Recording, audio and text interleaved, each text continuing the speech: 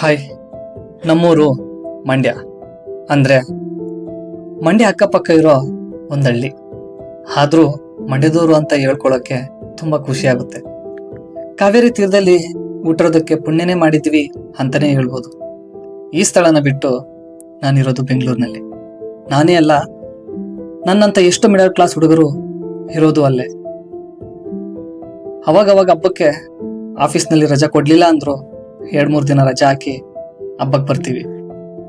ಹೋಗೋ ಬಾರೋ ಅನ್ನೋ ಫ್ರೆಂಡ್ಸ್ನ ಬಿಟ್ಟು ಚಿಕ್ಕ ವಯಸ್ಸಿಂದ ಜೊತೆಲಿ ಇದ್ದ ಓಲಾ ಬಾಲ ಅನ್ನೋ ಫ್ರೆಂಡ್ಸ್ನ ನೋಡಿ, ಹಬ್ಬಕ್ಕೆ ಬಂದಿರೋ ಅಕ್ಕ ತಂಗಿಯರು ಅಣ್ಣ ತಮ್ಮಂದಿರನ್ನ ನೋಡಿ ನಮ್ಮ ಅಪ್ಪ ಅಮ್ಮನ ಖುಷಿಗೆ ಮಿತಿನೇ ಇರಲ್ಲ. ಹಬ್ಬದ ವಾತಾವರಣ ಇನ್ನೂ ಮುಗ್ದೇ ಇರಲ್ಲ.